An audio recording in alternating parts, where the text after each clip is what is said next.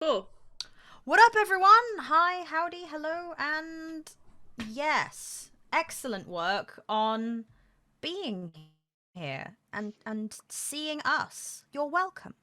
We're all bringing legit energy tonight. You know, the kind of energy that you can only really get on the You Trash Crew channel, where we, you know, sometimes we'll come in all full of abuse. I'll come in all full of abuse and swearing and yelling.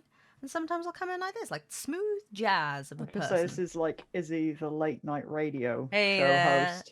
hey there, cats and kids. It's You're listening it's to drive Trash time. Crew FM. It's drive time with Praxis. Let's hear what you're listening to. It's the late night drive time music. Anyway, so I'm GMing today, and it's gonna be chaotic. Kath can take a holiday, and Mike, you are the captain now, and Roomba, you are not. Okay, let's go to space. Oh, I think I started chill, and then I got too chill. I think I rapidly fell over. Welcome to this, the latest adventure for the You Trash Crew's crew of the Iskandar crew. Help. Or hinder. Or hinder. No, I'll get to that. If you've missed previous episodes, I'm sure we'll catch you up in all good time. But if you've missed everything up until this point, well, this is a cool place for you to join us. But we are the crew of the USS Iskandar. We are Mike, Izzy, Emily, and Kath in various configurations around this board here. Infinite configurations. In infinite space.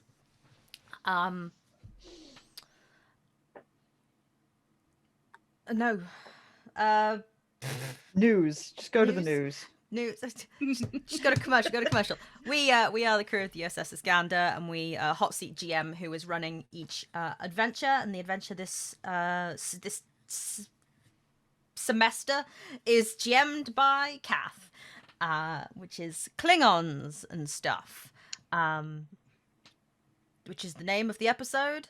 The name of the episode is also So Shall You Reap, and we're having a great time. If you wish to get involved in the story in any capacity, there we have a system of helps and hinders, wherein you, the audience, can help and or hinder us, preferably not at the same time. Whenever the plot is unfolding, you can either spend your trash bags, which are points that you accumulate by being in the chat, or you can spend real-world actual cash moolah dollar on it, and that is also fine. You also can only spend cash moolah dollar on moderate and major helps and hinders, whereas minors, it's either, which almost rhymed.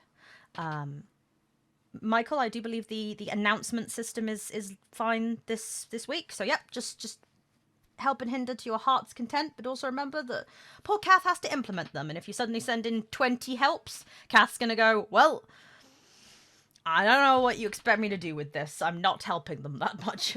Their implementation is at the GM's discretion. But that all being said, before I hand over to Kath to take it away for this week's session, I have some exciting news, which is that we, the You Trash Crew, that is sort of, you know, the extended everyone of trashery, are going to be doing a 24-hour charity roleplay marathon live stream. 5 games over the space of a full 24-hour period, raising monies for humanitarian relief in Gaza. We are currently, we have a form that's currently out for people who are interested in playing, maybe GMing. I mean, ideally GMing, there's 5 games. There'll be some, obviously some games run by members of the Trash Crew, but, we like to keep things mixed and fresh. If you go over to Twitter at @ItUCrew on Twitter, it is our pinned tweet with the thread all about the information, what we're doing. You can ask us any questions, and please share that Twitter thread if you can, or share it amongst your friends in person, because we'd like people to come play, we'd like people to come run games, and we'd love it if people watched. It is the intention of the You Crew that we will match donations up to a certain amount, so maybe that's a thing that is worth knowing, but I'm happy with it, and that's all that matters. But aside from that, it's on June 19th. It's on June 19th. So it's a month tomorrow from now. So do that or don't. But please do, because that would be very kind of you, Kath. Thank you, Izzy. Welcome, folks, to session 3 of So Shall You Reap. Previously on Star Trek Iskandar, I don't know what character's turn it is to say previously, but it's Star Trek, so it's actually always Majel Barrett. The Iskandar has been sent. Oh God, I can't remember the name of my own fucking planet. Hatoria 5 has been sent to the world of Hatoria 5, which is a Klingon colony world, an agricultural world which has been beset by a blight which is afflicting their crops and has forced the entire agricultural world into quarantine. With their intense Starfleet technical scientific capabilities, the crew of the Iskandar, minus their captain, and possibly just get them out of the fucking way, been sent to Hatoria to try to help the people there by trying to find a cure for this crop blight and trying to relieve some of the consequences of losing crops and being locked away from the rest of the Empire. While investigations of the scientific variety are beginning into the Tugh'non, the slow death that is affecting the crops, and a relief effort has been started in First Point, the major settlement of Hatoria, the ruling family of the House of Rahtekk has its own shenanigans going on, as Lady Rahtekk herself has approached Commander Talandra and Lieutenant Kantos to ask for their assistance in conducting a rite of succession, as her eldest child and former heir has been deceased for some years, and she wants them to assist in making a recommendation in accordance with Klingon rites, rituals, and customs as to whom of her 3 children should succeed her when her death comes for her. So with Dr. Burov and Lieutenant Zal running the relief station at First Point, with Lieutenant Casey and Ensign Strange assisting / directing the research into the Tugh'non with the aid / under the supervision, depending on whose interpretation one takes, of Luth, the youngest son of Rahtekk. The crew of the Iskandar have their work cut out for them.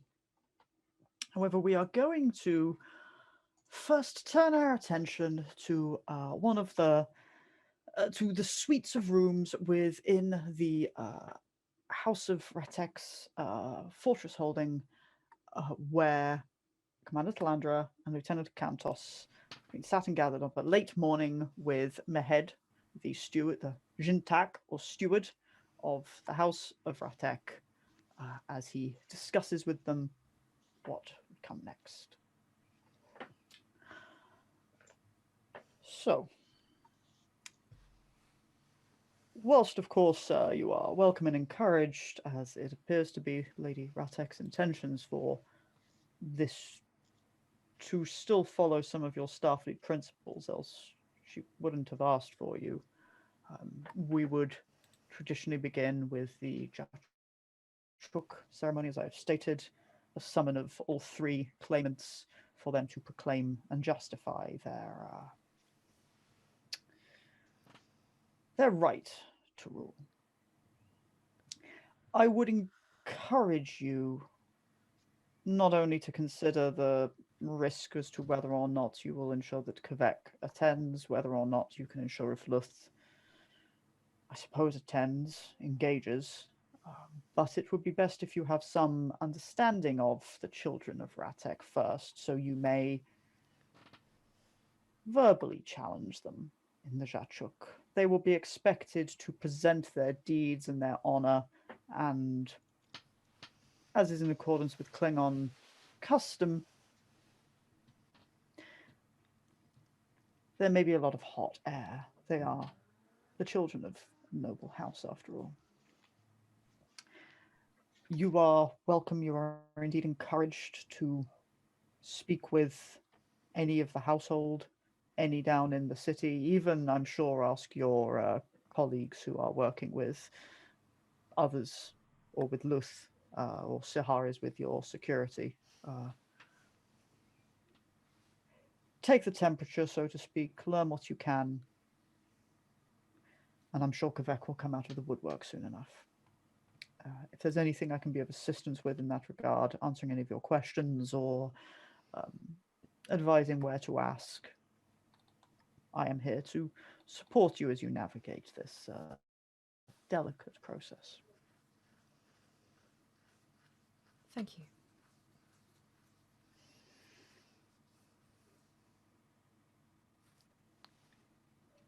What do you think? I will say that if I had the answer, then we would not be here, for my opinion is one which Lady Rahtekk often seeks. I do not know what the right answer is. The loss of Makak was unexpected, and he has cast a long shadow. I believe Lady Rahtekk has a softness for Luth.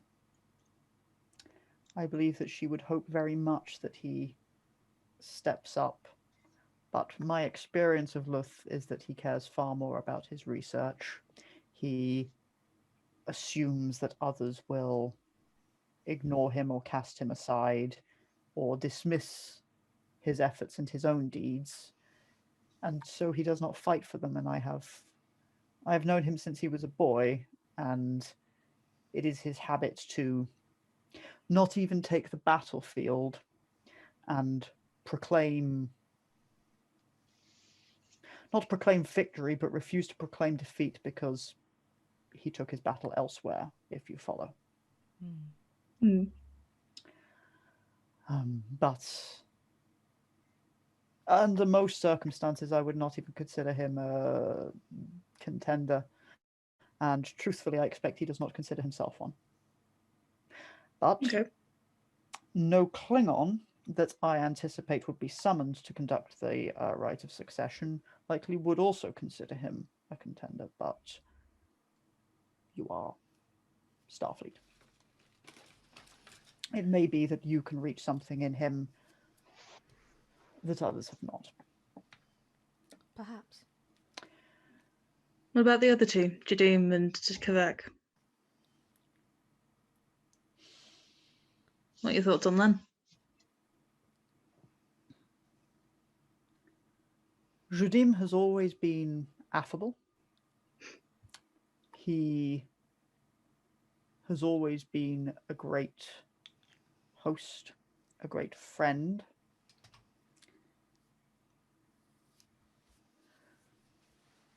I worry of his maturity. I would not wish to speak ill of the children of Rahtekk, but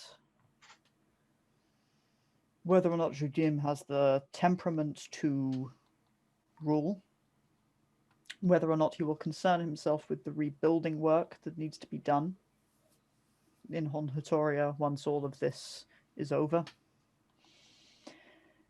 whether or not he will play well with other houses. He will represent the House of Rahtekk fine, well at Kronos. He would need a very strong Jintak to be a strong ruler, and that may be transparent to others. Kvek.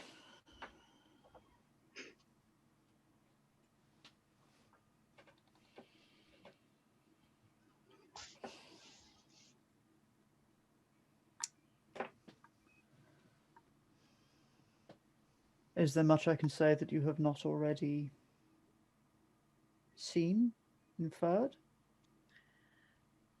Perhaps not. I do not know the full of Judim's claims of her wartime enterprises. However, also understand that life aboard a Klingon bird of prey in wartime would be very different to what I imagine life aboard a Starfleet ship in wartime would be. They have a small crew. She captained a Burrell with berths for no more than 12 warriors aboard. It would be Judim's way to have depicted her misdeeds as he would put them in war in the worst possible light. And it would be her way, I believe it would be her way to not engage with his barbs and thus perhaps appear indifferent to what she stands accused. Whereas to argue with him and defend herself, that was never their way. That would suggest that his words carried weight. It would suggest you'd got to her, and she wants to appear indifferent to him, if not to what he says. I suppose it is as Luth. She does not even accept this battlefield as a front, and thus walks away from it. Forgive me if I am misunderstanding. If he is publicly spreading falsehoods about her, though, would she not be within her right to challenge him based on his untruths rather than simply his unpleasant words? She would. However, two contemplations. The first is that he is currently spouting this in the hall of their mother.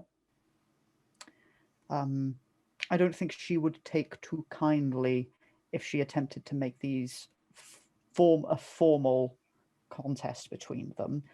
And it is not, I do not know to what extent Judim on his travels makes these accusations known amongst other Klingons.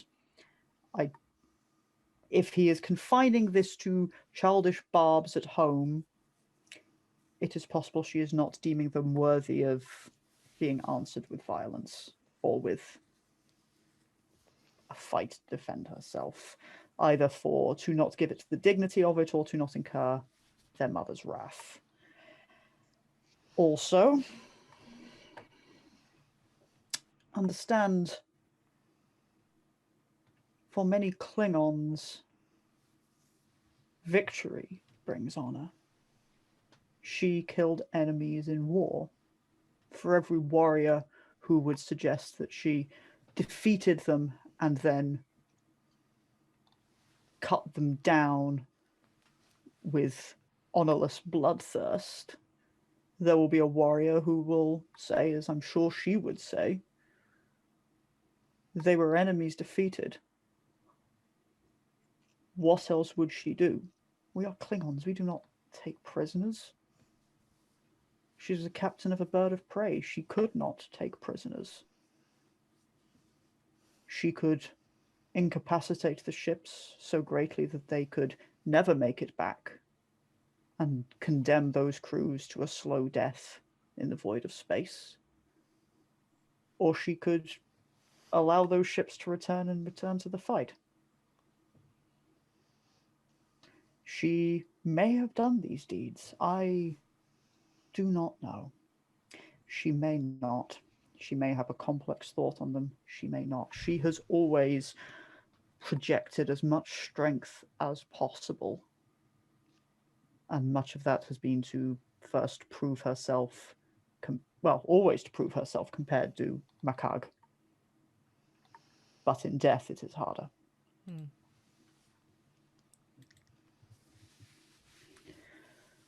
There are some of the staff about the fort in the hall who may have opinions on them, some of whom have been with the family for years, some of the warriors who have been with the family for years.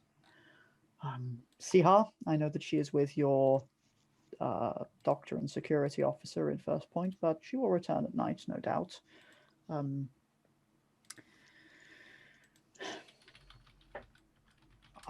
There may be others.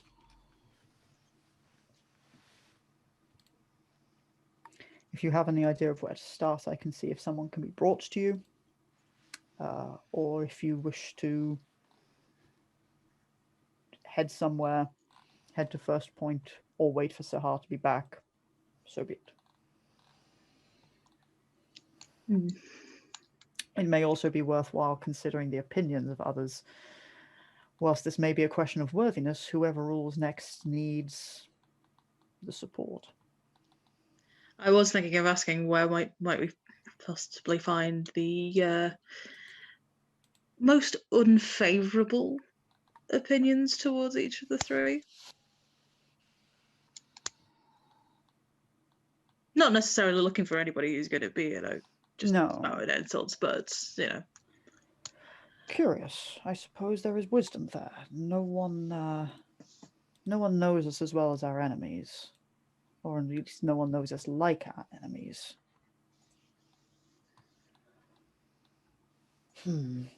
Any of the warriors? There are warriors in the who are somewhat loyal to Kvek, who at the very least would have a low opinion, I should imagine, of Judim and Luth.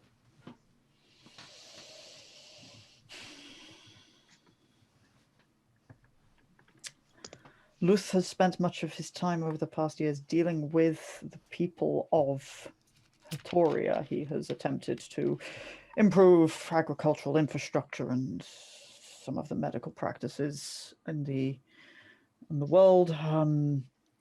They may have fondness for him. They may find him interfering. He can be difficult to like.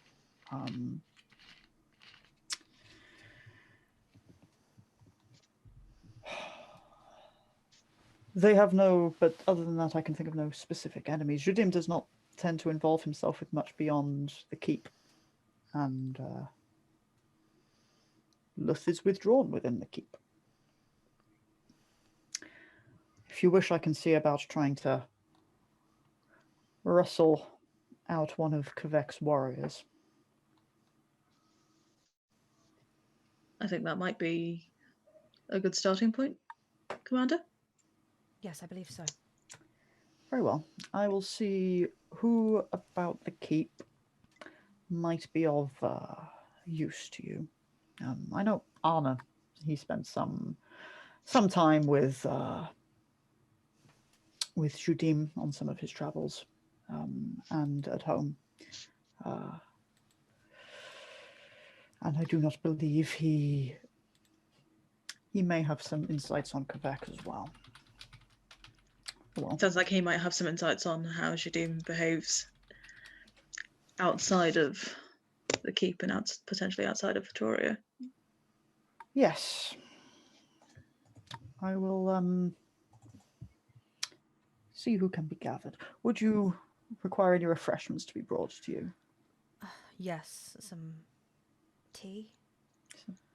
Tea. We will find some beverage. Oh, yes, anything will be fine. I understand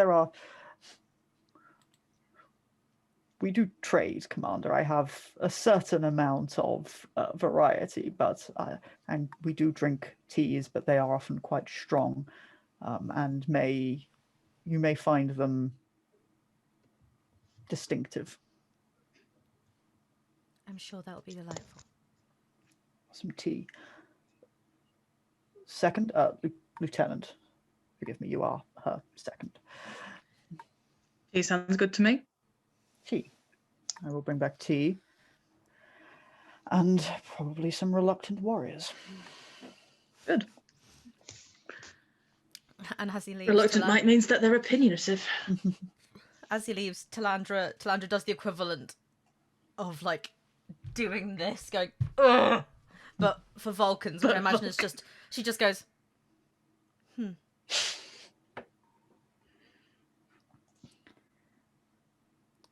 All right, Commander. Seems we have our work cut out for us, Lieutenant. That it does. 3 candidates who, for one reason or another, are unsuitable. Quite. 'Tis not normally the choice one relishes in making. No, having to choose who is the least worst option Being caught is between two candidates of equal suitability is much far easier. better. Your instincts are often sharp, Lieutenant. What do you think at the moment?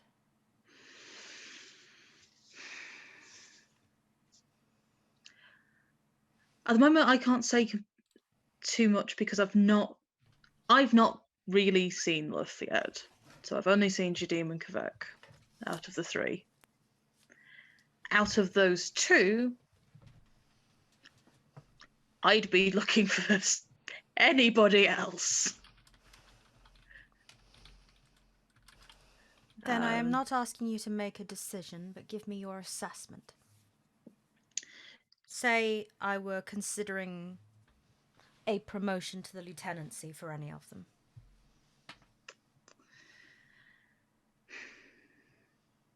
Jadim would be the worst choice, I think. He does not seem to have any real leadership capabilities. He's an affable enough guy, but there's a lot of talk, not a lot by way of substance behind it.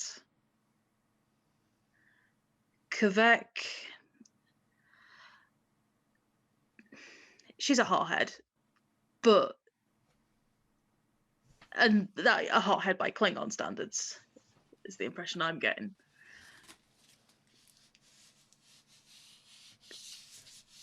If she can show that she's got more to her than that, if she can show that there is some actual thought there and that she's not all about the fight, then my opinion would improve. But she needs to show that. Meanwhile, from what I've heard about Luth, he sounds like he'd be perfectly suitable if he actually wanted the damn position. That part I'm not convinced about. And if he doesn't want it, then I don't see what benefit there is to us pushing him into it. Because he'll have to do a lot of politics and a lot of trying to manage his reputation, his house's reputation. Trying to do that when you don't want to do it is not going well. So. No. But, nevertheless, he is a piece in this three-part puzzle, and whether or not he ends up being the solution, he may help us find that solution. Yeah, so... Okay, in a similar way to how Kvek needs to show she's got more to her than just fighting, if Luth... Yeah, I've not spoken to the guy. I'm only going off of what I've heard. If he does actually seem like he might be interested in becoming the leader of his house, then suddenly he's looking much more promising as a choice. Fundamentally, regarding Kvek, we are on her timeline. She will not come and speak to us unless she wishes to, which will reflect one way or another on her character. Quite. But it seems to me that regarding the other two, once we have followed up this line of inquiry, that we speak privately to each of them. I think it would do good for you to speak with Luth. And I shall speak with Jadim. And again, her face doesn't change.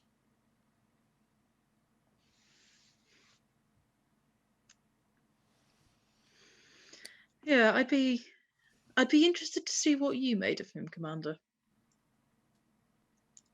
And what he makes of... Well, talking to me over the dinner table is one thing. Talking to yourself in a private but and much more serious conversation, entirely different. Speaking to a receptive audience at a party, his battleground, surrounded by his peers and fellows. Yes. I will be curious to see how he responds.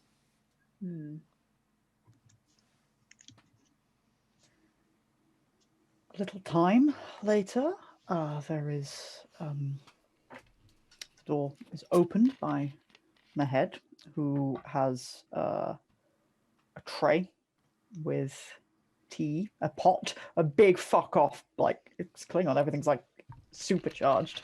Okay. An iron pot, some pewter beakers, because with leather around them, so you're not just going to burn the shit out of yourself. And he is followed by a Klingon that you would faintly recognize, because he is fairly tall and nondescript armored Klingon, but he was amongst those warriors who was with Kvek when she decided to play Welcome Wagon to y'all. Mehed walks in. The warrior stands at the door, scowling, or is it just a Klingon face? Resting skull face. Resting skull face. Then Talandra looks neutrally unimpressed, or is it just the Vulcan face? Mehed puts down the tray, drinks, and if I may introduce Dakut, son of Herg, warrior of the House of Rahtekk. Dakut, you have been summoned by the Arbiter of Succession and her second to account and answer questions. He gives like a, well, actually, his smile, because there's that polite smile, but there's teeth because he's a Klingon, so Dakut simply nods as Mehed, in fact, steps for the door and goes, I will stay outside. I understand that Dakut may have things to say, which should be for your ears only, but I will be outside if I'm needed. He withdraws. Dakut looks over, goes over, and sits himself down.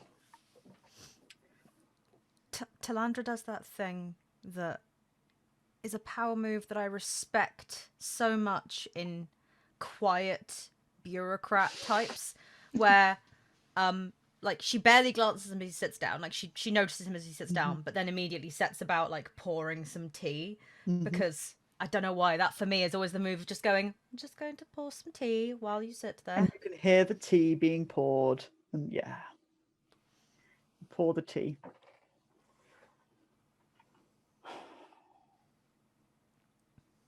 The Jintak said I was to answer questions.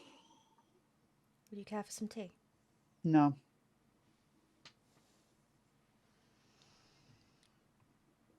I assume that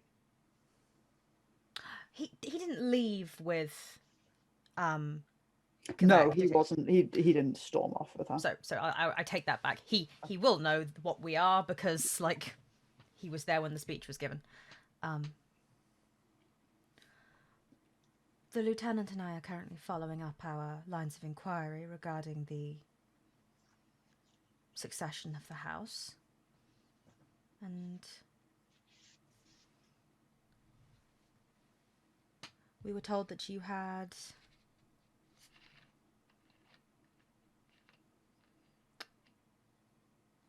perspectives on the prospective candidates. I served on Kvek's ship at war. We have been bloodied together and drawn blood together.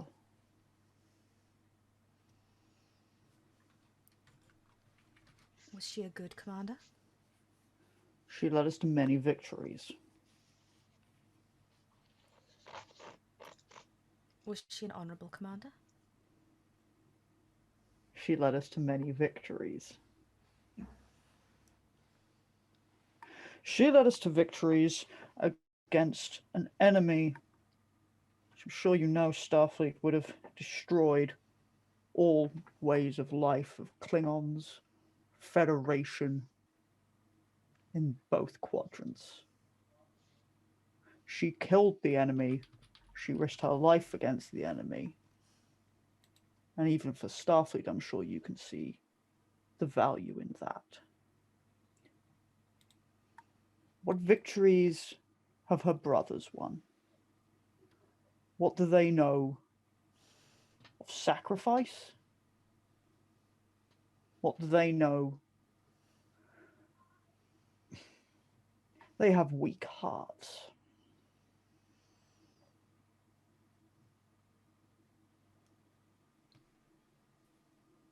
Sorry, Kath, I need some information. Sure. I thought that, yes, she fought the Dominion, but I thought the particular stories we'd heard were that she was murdering Cardassian prisoners.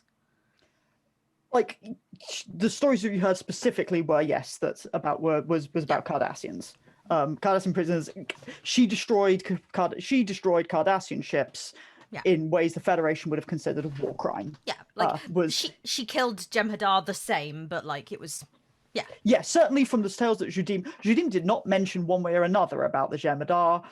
Maybe she did, maybe she didn't, but Judim did not think it was relevant. But yes. Fair enough, fine. I was not aware that the Cardassians were such an existential threat to your people. What do you think they wanted out of siding with the Dominion?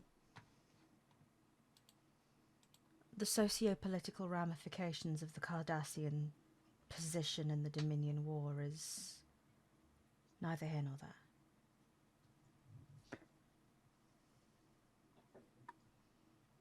They sort of sided with the Dominion to invade, to attack the Federation, to threaten the Klingon Empire, and they needed to be destroyed.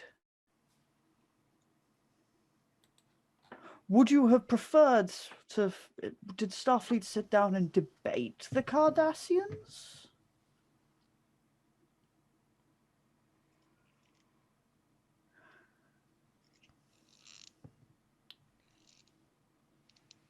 Did you ever fight with Macaque?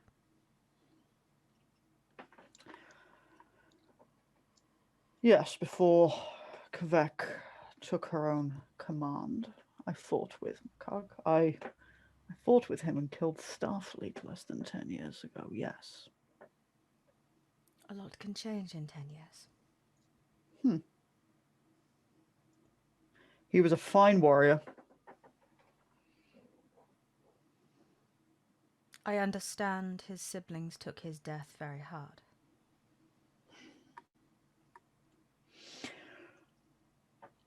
He was a fine warrior, and a warrior like that deserved a warrior's death. Some misdeed of a vehicle accident on a hunting expedition is... The lady will not say it. I think Kvek will not say it. But one has to wonder if he has achieved Tovokor.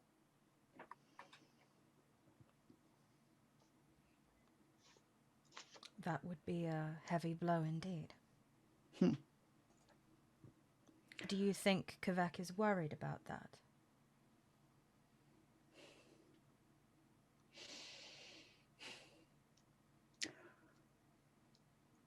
I think it weighs on anyone who fought alongside a great warrior, felled by some accident.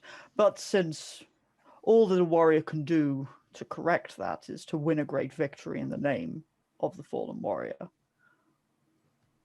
we are lacking in battles at present. So his death has gone I don't know what word Talandra would use. So his death has gone... she's going to use the word celebrate, but it's going to be in a very neutral sense of the term. So his death has gone uncelebrated. His death is... We do not whine about death as you do, but this is a time we would whine about death as you do.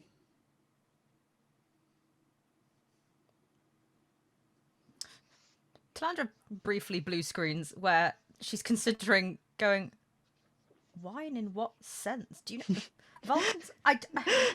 Starfleet Federation, the Klingon. It's like we're not all humans. We're not. Somewhere in the background, it sounds like. Oh yeah, my attitude's to death. What up, Klingons? It's me, your boy, Than. Talandra is going to take a long sip of her tea. It's very, very like strong in a like musky, fruity way. It is. I think she's vibing with it. Like I think she actually. Yeah, that sounds good. but it's a lot. Yeah. I imagine it's the sort of thing where Cantos is enjoying it, but in that kind of oof, oof, that's a lot. I'm gonna have a little sip. Oof, that's a lot. Whereas Talandra's like, yes. I think Talandra might pick up on this more. This is the kind of stuff where, especially for like certain physiologies, if it's served at higher dosage, would probably like get someone pretty fucking out of it. Which is not that. It is not at that kind of a dosage.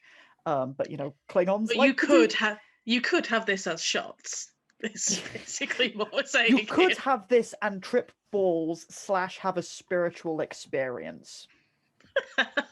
Which is a thing Klingons like. Talandra's gonna get herself some tea from this experience, I think. Kantos is definitely gonna get themselves some tea from this experience. Arkady. I got some good tea. I like tea. Oh no. This is good tea. This is Klingon tea. I've got the tea. Yeah. She's going to take a sip of the tea, and it's the long sip that indicates in that way that that's pretty easy to read to Kantos, that she's taking a pause if they wish to say something, but that they're not obliged to. Mm-hmm. But like it's a long pause that will not be an interruption if they have a question. If they want to jump in, yeah. In that case, yeah, Kantos will jump in and go. You've spoken a little about your thoughts on Jadim and Luth. Care to elaborate more on the weaknesses of their hearts as you see them? Perhaps Starfleet you like words, but that is all Jadim has. Words. Minor service on his brother's ship in the war. Little to account for himself, but sharing in Makag's glories, as was always his way, trotting after him like his pet Targ, as if Makag's victories and honor would reflect upon him. Now he has nothing but fanciful tales. If you choose him, maybe he will be a great friend to the Federation if you care about that, but he is nothing but a hot air. Luth is a whelp. It is one thing to dedicate yourself to science. He had a grand opportunity with his training, which by all accounts he wasted, to come here and slink into the cellar and do nothing. I do not think he is pathetic because he is a scientist. I think he is pathetic because he does nothing. What is this opportunity you say he wasted? Oh, he served at for the High Command as a weapons developer. An honourable enough place for one who has little tactical acumen or strength of arms, as I understand it. Mm-hmm. And now he's here, worrying himself about the peasantry's interests and concerns, and I mean before the Blight, when they have been able to run their own affairs for centuries, thinking that he is going to drag us into some modern age.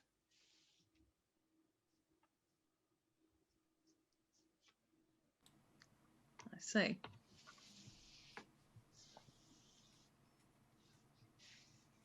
I do not know what happened with him on Kronos. I do not care what happened to him on Kronos.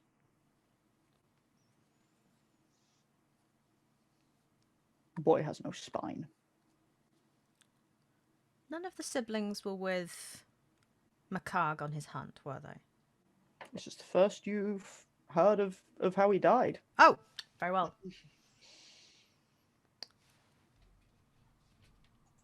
Was Luth Were Luth and Jadim with Macag on his hunt? Or was it just Kvek?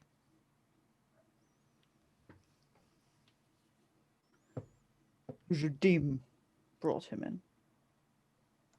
Forgive me, I assumed that Kvek, as the warrior, would be the one that enjoyed hunting more. Kvek was not there. Ah.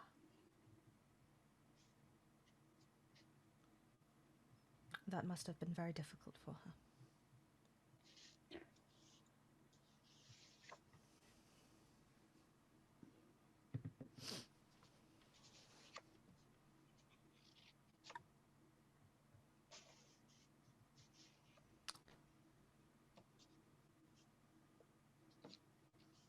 You have been part of this house for a long time. I was born here. My family has served as warriors for the House of Rahtekk for generations.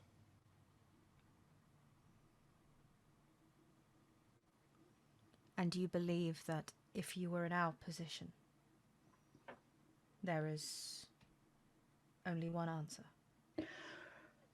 Kvek is a leader. She understands that hard decisions must be made in difficult times. She commands the loyalty of the warriors. She is a respected warrior in her own right. She is the only choice who will be listened to by warriors of other houses, by leaders of other houses. She may not appease your sensibilities, but she is the only warrior amongst them, and she is a leader. You do not fear that to some her reputation would make her unpalatable or unpopular? No, I don't care if the Federation doesn't like her. Not with us, with any other houses. If people want to be squeamish about acts of war, then I don't really care much for what those dogs have to think. Jadim will do his best to sing that far and wide, no doubt. Next we'll find that the Cardassians had brought children with them to war, and Kvek impaled them on spikes on the prow of her ship. Whatever tales he wishes to tell, to convince himself and others that he is, more honorable by deed of being less dishonorable, that will not reflect any glory on him. Can't build ourselves up by destroying others. Very true. And then she'll finally turn and go, "Oh, well, I think that is all the questions I have, Lieutenant." I have one other question. Your thoughts on Lady Rahtek's leadership of the house? I am sworn to Lady Rahtekk. I give you answers, Starfleet, in the interests of the arbitration of succession. Were you not, I would feel I owe you nothing. I do not owe you, in this, my opinion on my liege. Then I'll not ask any further for it. Yes. Thank you for your time, Duckfoot, son of Herg. If you choose anything other than Kvek, then no one will follow your choice. You will have only harmed this house, and you will have made a mockery of the House of Rahtekk and of Starfleet's involvement. He stands up. As he gets to the door, Columbo style, Talandra is going to set down her cup and say, "Do you imagine you will see Kvek soon?" Oh, I will tell her of this. Then please do also tell her that we are invested in making the right decision and would very much like to speak with her about what that looks like. I will tell her that the Federation dogs yipped and yapped as they do. And he walks out. That would not be an accurate representation of what I said. No, it wouldn't. Mahed will stick his head in. I did not hear much, but the time at which Dakut left seemed to say a lot. I believe it went as well as could be expected. How was the tea? Very good. What is it? Mm. It is something of... We grow it on our highest mountaintops before, well, they can still grow anything. It can... A little too much can make you a little light of head, but open up one's thoughts and senses a little bit more. This is just a light touch. Psychotropics have never had a strong impact on me, but I shall... I assure you, I have made sure that this is more of the everyday to be consumed. No more than a little. It is no worse than having a little blood wine.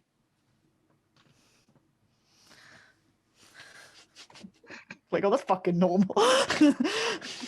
It's no worse than having a couple of glasses of wine with lunch. What? That's why I'm so sleepy. I will bear that in mind. Do you have any more questions for me, or shall I see about who can be hunted next?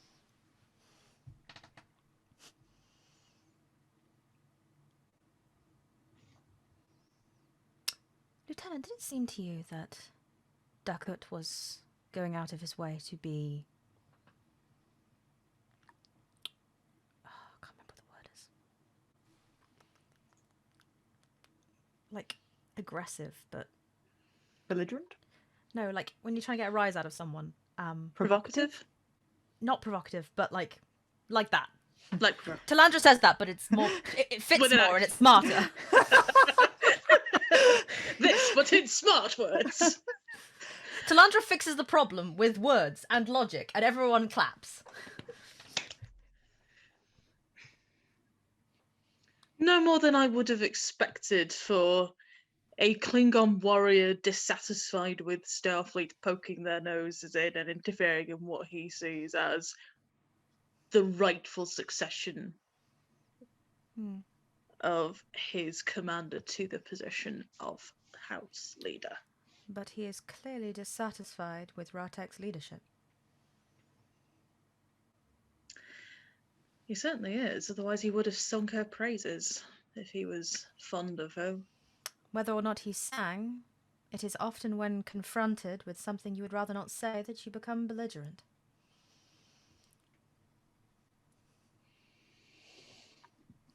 It is possible that he is simply I cannot imagine that any follower of Kvek's approves of your involvement, Arbiter. Of course. And that is Rahtek's choice. I imagine that there will be some consequences for her politically for this, whatever happens. Quite. But this is where we are. If you will look out for others, the Lieutenant and I would like to speak to the 2 candidates who are in the house. Well, Luth has lately just left with your lieutenant. To the For your Iskandar? Yes, for your ship. I can see about finding Judim. Would it be impolitic for the Lieutenant to leave the house during the investigation? You can go wherever you wish. In which case, Lieutenant Kantos return to the Iskandar and speak to Luth. I shall speak with Judim and we will meet back here when the next candidates are brought. Candidate's not the word I'm looking for. I can't words tonight. I have young Anna available as well if you wish to speak with him, or I can tell him to wait. We will speak with Anna first. Very well. I shall bring him for you and then ensure that you have a ride to your ship, Lieutenant. Thank you. Short time, like minutes later, the young servant, the kind of lanky Klingon boy, Anna, I say boy, like he's grown-ass adult, but young. He's got that gangly youth look I was gonna about say, him. Arkady Burov's a grown-ass adult. Yeah. Like Sam Casey is arguably a grown-ass adult as well, and yet he's clearly also a boy. Exactly. So it's, yeah, it brings in the Casey. Yes. Arguably the Casey's with Casey, but yeah. Well, yeah. Before we Brings get it- stuck into this, I'm just going to go turn lights on and stuff. That's fair. So, 1 second. Klingon Arrested Development. Yes.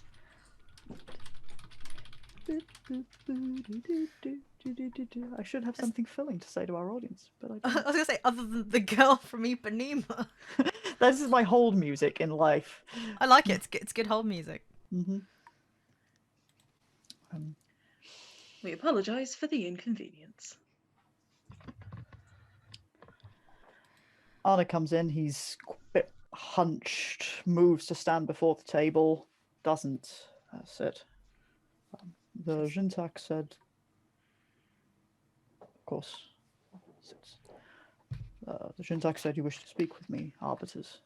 Yes, I understand that you are attendant to this house, Anna. I am. But as arbiters, we wish to make it clear that we would appreciate your frank and honest answers to any of our questions, and that should that make you uncomfortable, we are content to work with you on how to make that a more palatable experience for you. I'm not sure what you... I'm just a servant. Yes, but you have served this house your whole life? Some 10 years, yes. Which means you must have a perspective on the 3 potential candidates. It's not really my place to have a perspective, arbiter. Of course not. Know that we are speaking with samples of all the members of House Rahtekk. From Rahtekk herself, we will be speaking to the people that live... it's a planet, not a moon, isn't it? Yeah. That live on the planet, members of the family, the candidates themselves. This will form one part of a larger investigation in how we think they would manage a house, which would involve you and the other attendants.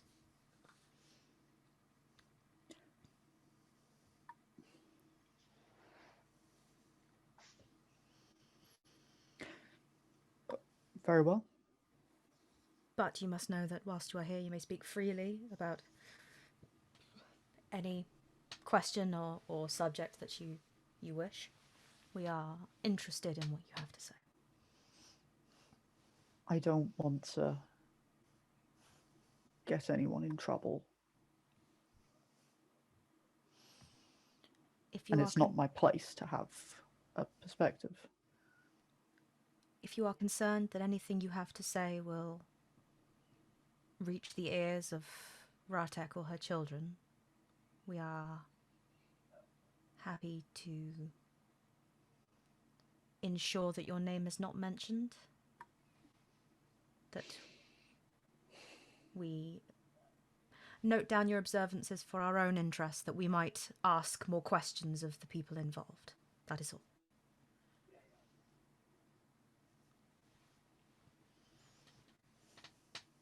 As you say.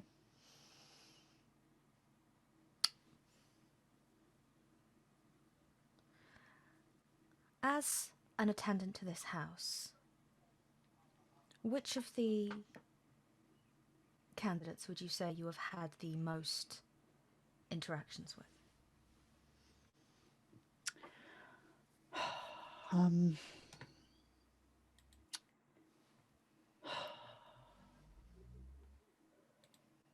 I have served most closely in the household itself, and so I would say that I know the most of Judim and Luth?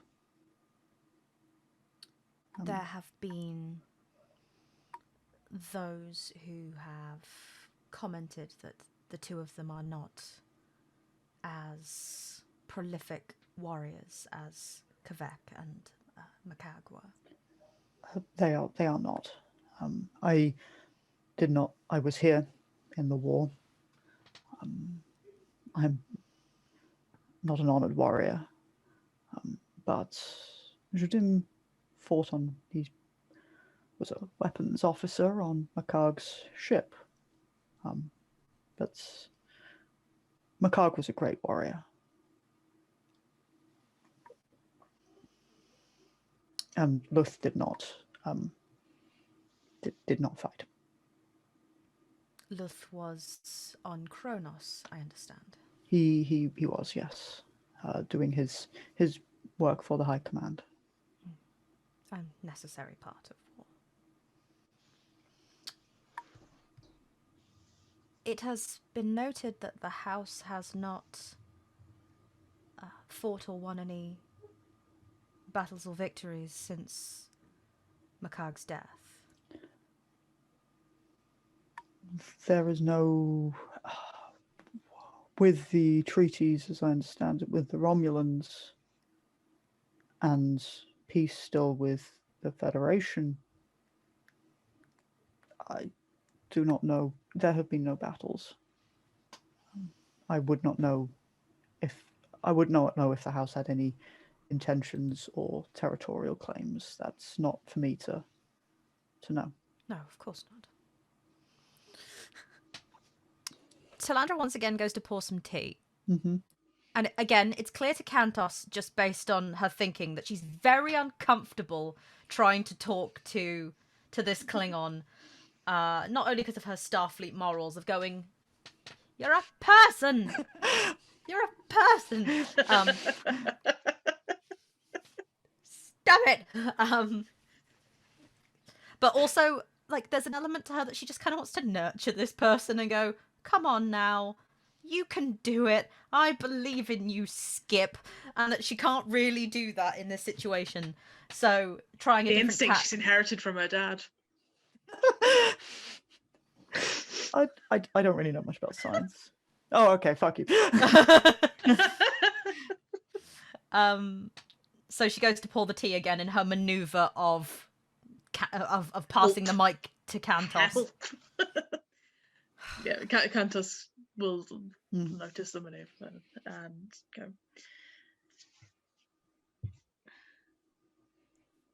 What can you tell us about your experience? You say Judim was off in the war and Lith was off on Kronos, but what about since then? What has your experience been like with Judim and Lith since the war? Judim has been here. He has been in other places. He has been the most trusted to speak with the other houses, the neighbors. I wouldn't know about his dealings with other houses.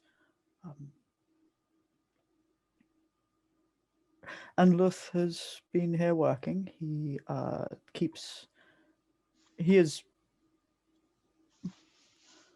works very hard. He works with the settlements, the farmers, the leaders. I do not know if he is always successful. He is very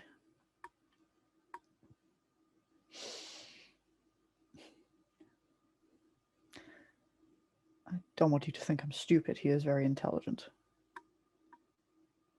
And we're not stupid, but he, as my mother says, she has a nearby farm down First Point. Well, my mother is well respected by the farmers. Not she's. I believe that he has some visions, but I do not know how well he there are people who would understand better Luth's ambitions. I would not presume to know them. Of course. Do you say your mother has a farm here?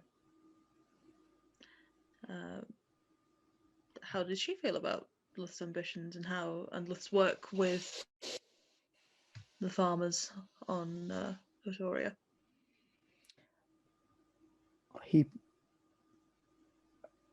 In the past, she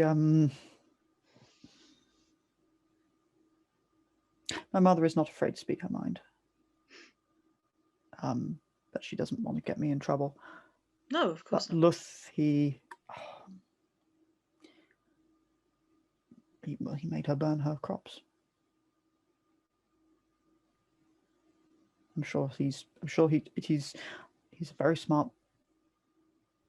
He is an honourable man, I'm sure, and would not have suggested it if it were not necessary with with the Tugh'non. But what if he's wrong? That is a great loss, even if he's right.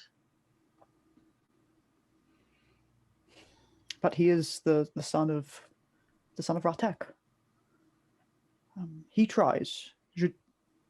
Judim is always very friendly and kind. Mm-hmm.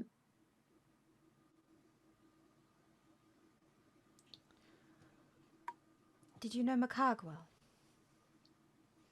Yes. I attended on him. A great warrior. The hunt that he was on, what was it for?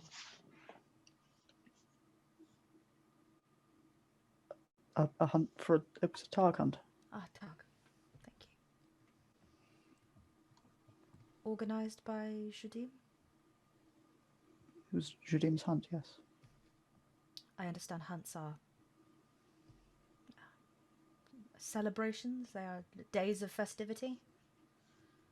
This was just a day. It was just a hunt, and I wasn't there. Where were you? I was here. Kat, have I missed something? Like, oh, they were hunting somewhere else on the planet. Is that? Yeah. Oh, okay. Oh well, like all you've heard is a hunt and woods. Like location has been unclear. I forget that like the settings of Star Trek are not just this place. Like you're on a world, but it's just this place. We're just You need to... I don't know, target the courtyard. I've just got the mental image of like hunting a dog through the Great Hall. I get it. It's Star Trek. all we had the budget for. And we're not in the cave. We've only got one set. Yeah, no, it's. Imagine there are multiple worlds, and we're traveling between them. Like this is a world, and Casey's on a different world. No. Like at most, we're in different huts on the same scout camp. And they just change out the gels on the lights. This is the green world. Yeah. Was the hunt far from here? There are some woods to a forest to the north.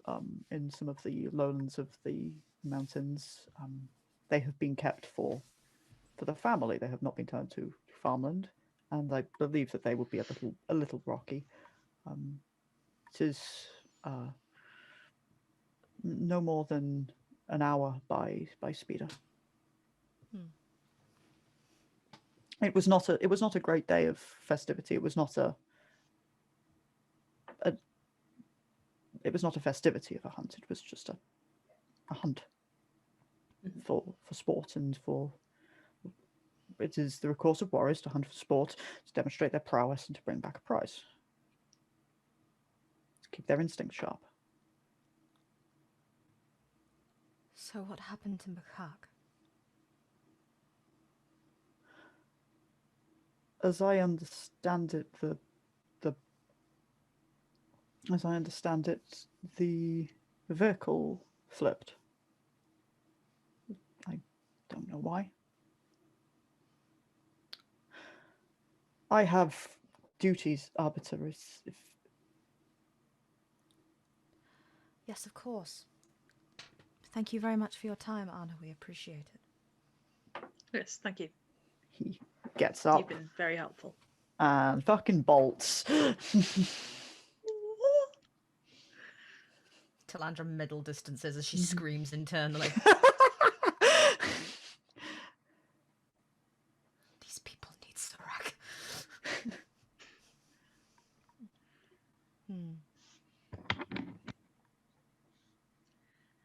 Another conversation more informative by what wasn't said than what was. Quite.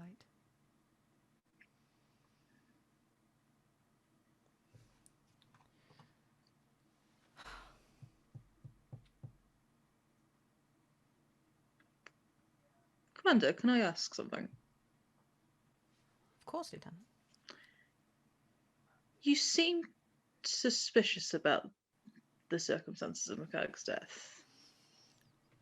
I am aware. Do you think Jadim did it? Or made it look like an accident? Gosh, you're fucking blunt, aren't you? Sorry, Commander, have we not met before? Have I been on a different ship this whole time? I am aware that the nature of his death was somewhat dishonourable. Mm-hmm. But it is interesting to me that they will not speak of it. That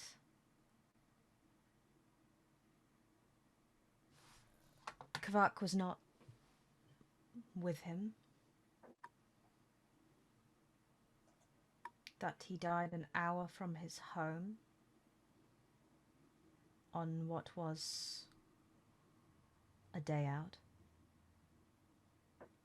I am very aware that no matter how advanced or careful a civilization is, that accidents happen. Mm-hmm. My own mother died in a vehicle accident.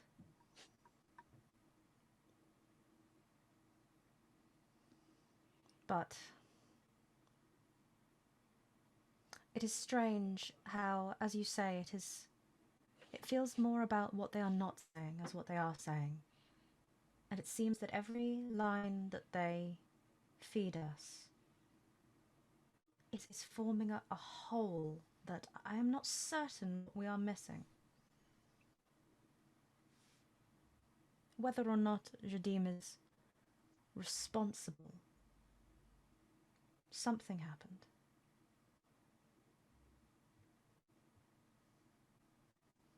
And the Yes, House's inability to come to terms with Makak's death is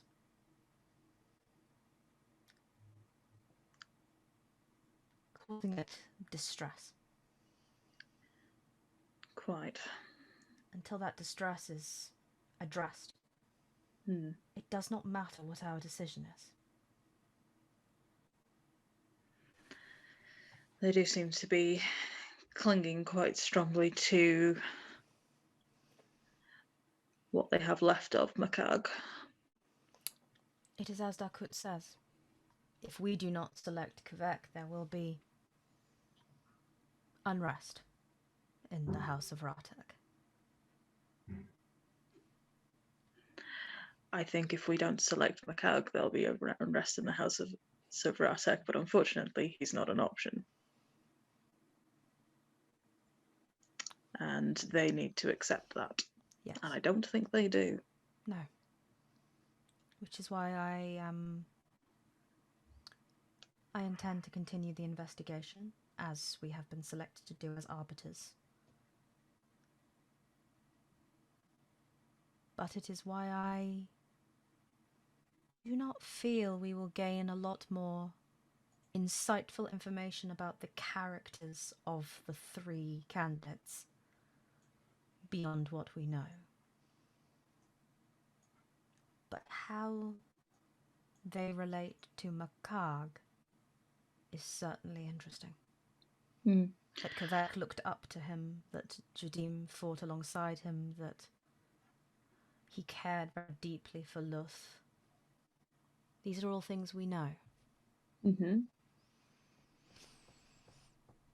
But there is a lot more that we don't know.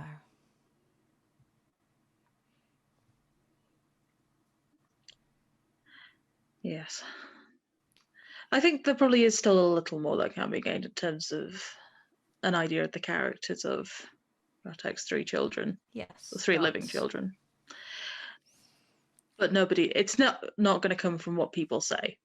It will be like the last 2 conversations. It'll come from what they don't say. Sorry, am I lagging?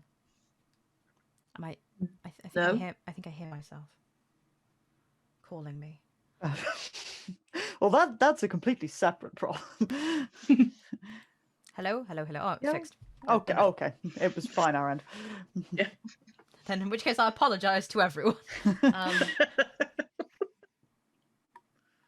That is why, Lieutenant, I feel we will gain very little else from sitting at this desk and interviewing people. We will part ways, perform our separate investigations, and reunite later.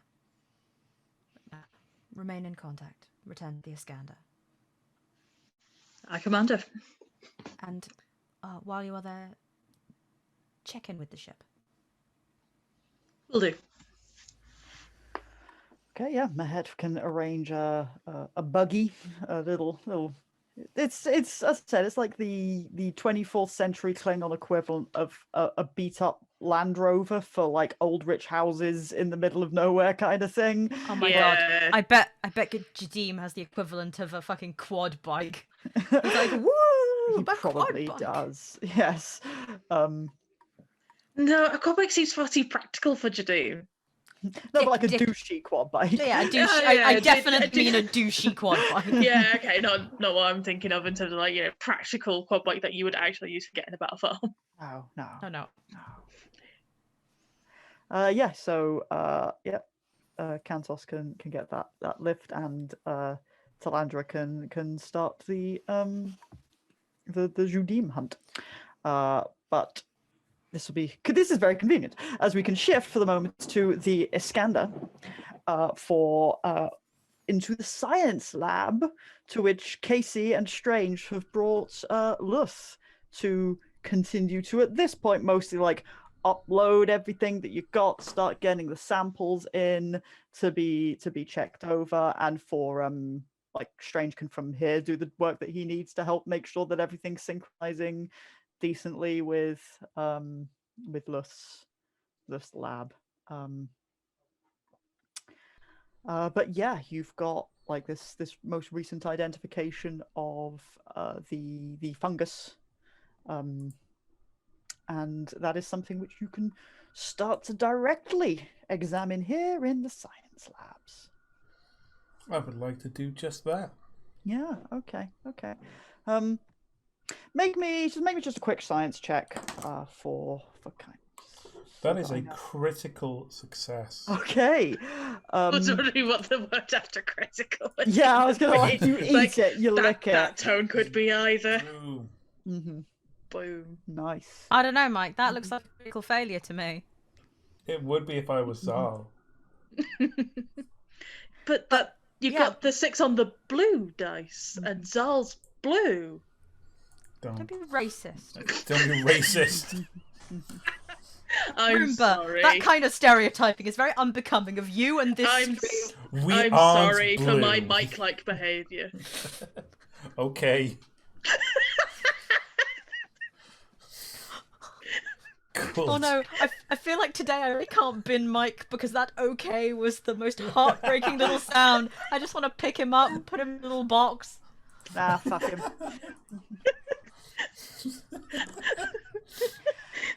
I'm sorry. I critically succeed at science. Critically succeeds, and we rip him to shreds for it.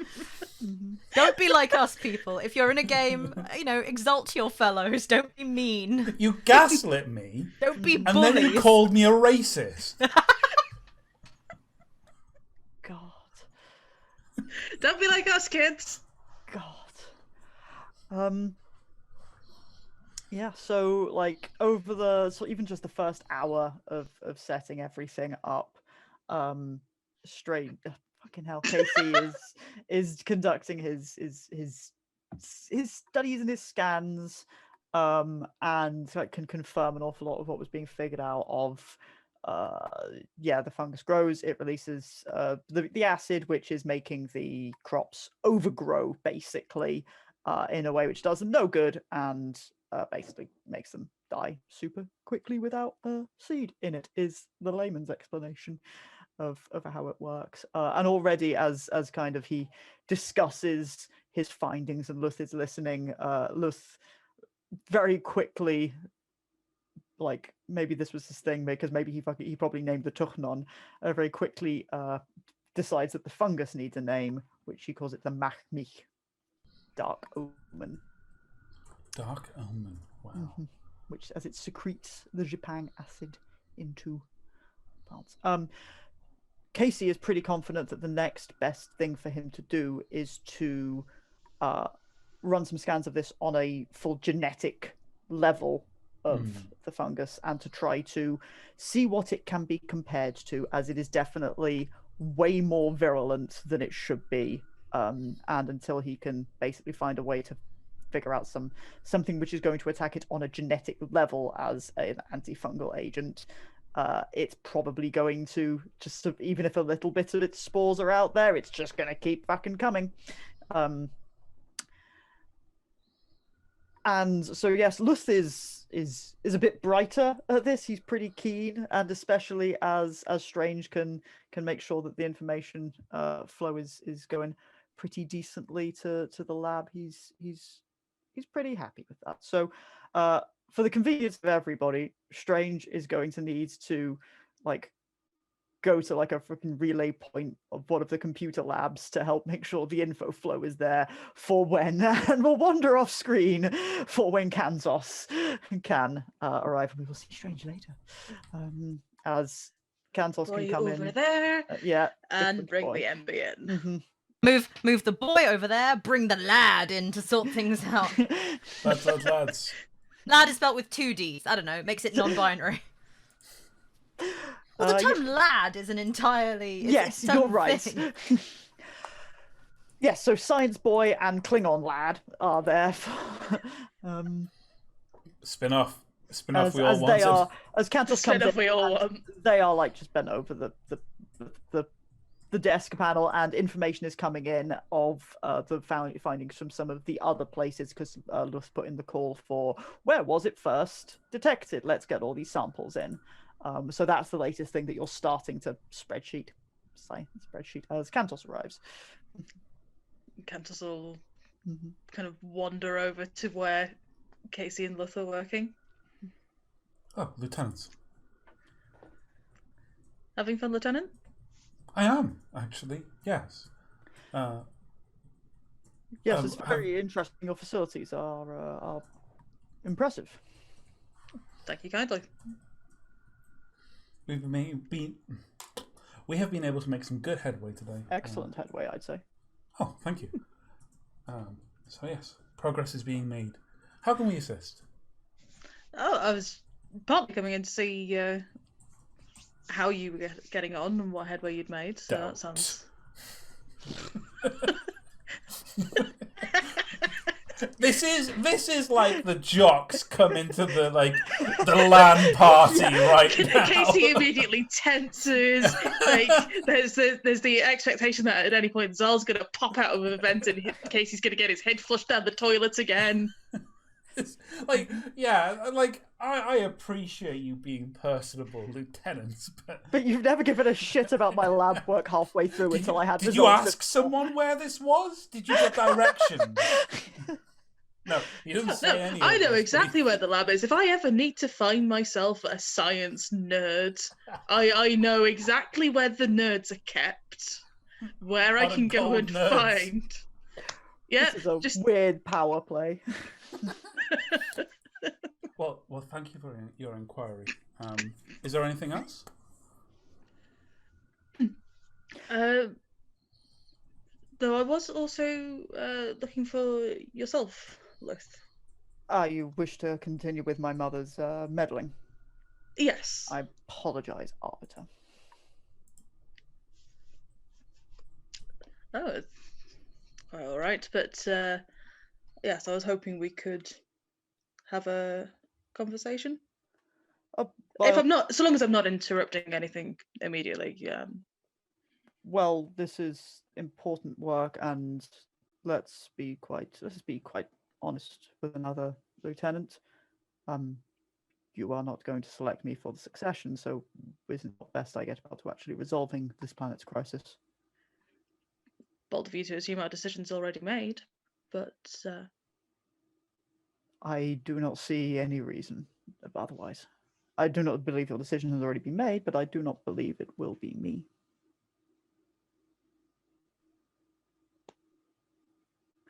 What can I do for you, Lieutenant? We have a little time while the samples are coming in from the other settlements.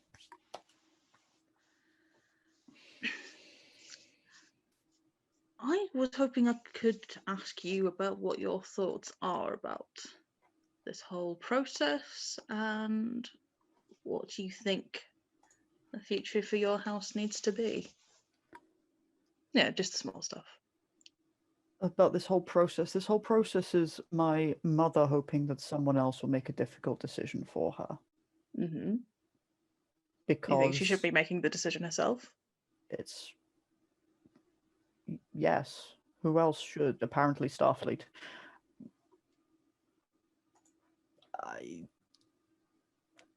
What else? It is that simple. It is her responsibility to do. I hold you no ill will with this, but this is a charade so that she can not be, either not have to make the decision herself, or so that she cannot be blamed for the decision. I don't know, but I care greatly for my mother, but she will be dead when the consequences arrive.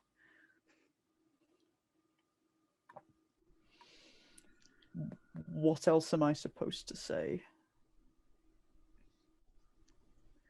I don't think there's anything you're particularly supposed to say, but... So what do you think should be the choice that is made here? Who do you think should be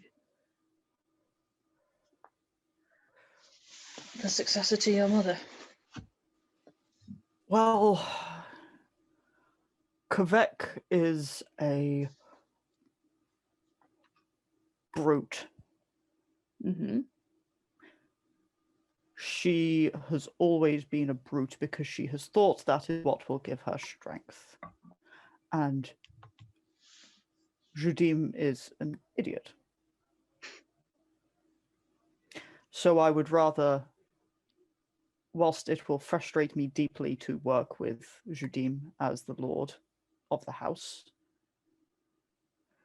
I believe he will do less harm with his indifference than Kvek will do when some... This is a planet of farmers, and many people do not understand that we are still Klingon even if we do not pick up a bat'leth.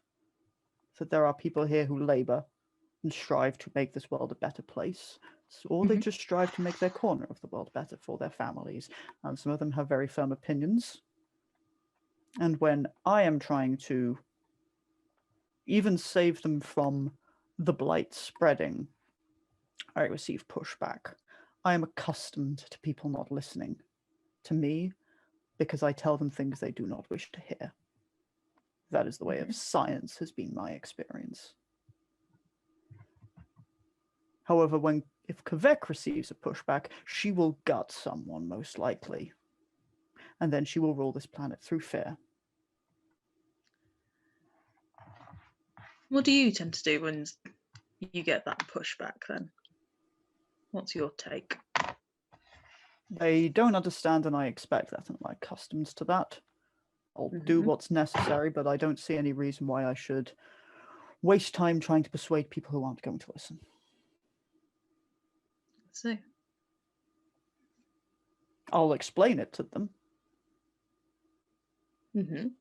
but I'm not going to get bogged down with someone who cares more about their pride than the facts before them. Fair enough. I take no delight in some of the hard choices that have needed making in recent weeks, but if I had not been making them, then I believe that the Tugh'non would have been spread to other planets. So No one will make a song about that. No one will make a song of Luth, who declared a quarantine before it could cause a catastrophe across the sector. I am accustomed to this. I will not waste time trying to be approved of. Mm-hmm. You said Gavek's the brute. Jadim's an idiot. Jadim out of the two would be the least harmful. Why shouldn't you take the place of being your house's leader? Because then I would be spending my time dealing with the indulgences of other Klingon houses. House of Rahtekk would demand that I account to them every single act that I take. I would have Kvek undermining me at every given opportunity. Mm-hmm. And Judim would... I don't know what Judim would do. It all sounds, frankly, like more trouble than it is worth, because someone eventually is going to insist that I back up my words with steel, because apparently that is what passes in a warrior's. Because there are some Klingon warriors who do not recognize that there are other ways to fight. And I will tell people unwelcome truths. So it's not a position you'd be seeking. You wouldn't want to, instead of leaving your house to a brute or an idiot, take it over yourself and be neither of those things. Would you like to be the Grand Admiral of Starfleet, Lieutenant? No. Would you? Is it a choice you've made, or is it an irrelevant question because, I mean, you no offense, but because it won't happen? If I was to be offered the job tomorrow, I'd still say no. Mm-hmm. I do not have a comparable term within your culture. If I am, age is not the only indication of succession, but I am the youngest, and I'm scientist, and I'm not a warrior. And right now, also, if you selected me, there would be many who said that I had only taken this position because you are Starfleet and you chose a scientist, which is another battlefield on which I would have to prove myself and my own worthiness. Mm-hmm. Do you have to demonstrate your worthiness every single time you attempt to perform your duties, whatever they are, Lieutenant? Not in the sense of having to battle to prove my worthiness. Wherever Just I in the sense of go, having to do the job well enough. wherever I go, very few people question if I am a capable scientist. It is not because either they care enough to look at my record and it speaks for itself, or they don't care whether or not I am a capable scientist. They simply question whether or not I am a capable Klingon in their eyes. It is tiresome, it is pointless, and so I continue my work, and whether or not they approve, I would say is irrelevant. But if I were the leader of the house, it would not be irrelevant. I would need their approval, and thus I will need to explain myself over and over again to people who do not want to listen to me. And that would get in the way of getting your work done. I'm sure in many ways I could get my work done more easily were I head of the house. I would have an easier time dealing with community leaders. Many of them know that, again, I will have to have these conversations again with my mother, with Kvek, with Judim. Mm-hmm. But that is local politics. If it matters, I'll have those conversations.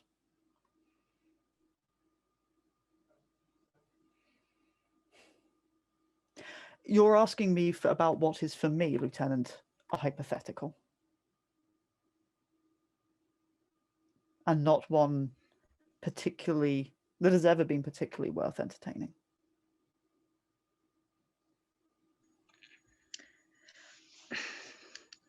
I'm mostly trying to establish whether it's not worth whether you felt it's not worth entertaining because you felt it was unrealistic, or whether you felt it wasn't worth entertaining because you'd already made up your mind if someone were to offer you the job tomorrow. And the answer would be a no.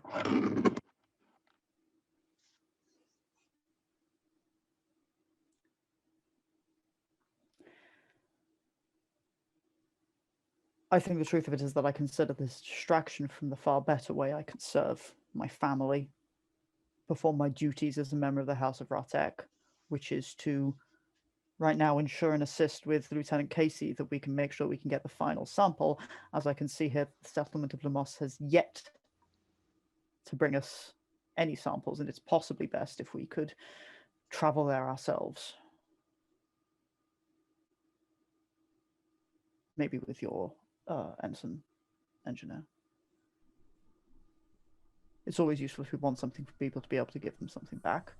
And there is always some work which needs to be done in these settlements, if that's agreeable to yourself. And if I need to repair something for somebody, an extra pair of hands is always welcome.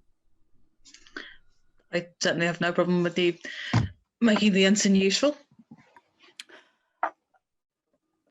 I would rather work and I would rather do the work I am best at, Lieutenant. And there is no one on this planet who is going to take seriously. There is no one in this empire who is going to take seriously the idea that rulership of the house is the work that I would be best suited for. I can have all the ideas I want. I'm sure you can have all the ideas you want. It is not how it works. Well, Klingons do not like unwelcome truths, and that is my domain. and for now, I'll leave you to the work that you do best. Thank you, Lieutenant. Thank you both for such an open conversation. Unwelcome truths, like I said. People often don't want to listen to what I have to say anyway, so why should I mince my words? Appreciated nonetheless. I'll leave you both to it. Thank you.